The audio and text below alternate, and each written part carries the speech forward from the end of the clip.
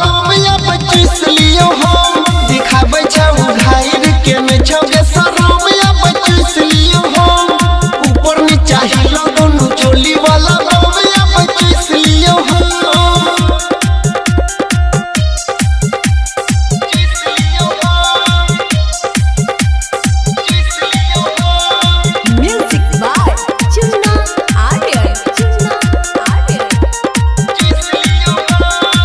देखै में लागै छै एकदम नरम गे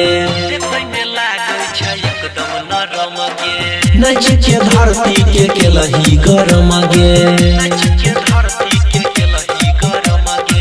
गाँव घर के छौरा सब के दिलही बिगारी रखै जवनिया में ताला तुम्हारी तोहर जवानी में छोगियर से कम या बचिस लियो हम दिखाबै छौ घायर के में छौ गे शरम या बचिस लियो हम ऊपर नीचा हिलो दोनों चोली वाला बम या बचिस लियो हम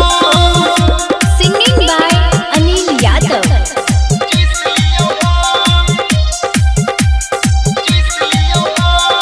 Music by Chunna Aryan.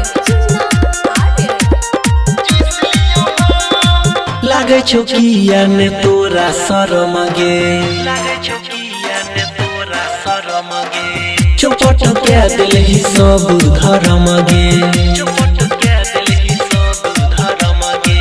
ले लो अनिल मजा बेरा बारी पढ़ देवेंद्र तोरा लहंगे के पुजारी चोली वाला चीज पूरा लागे छौ गरम या बचिस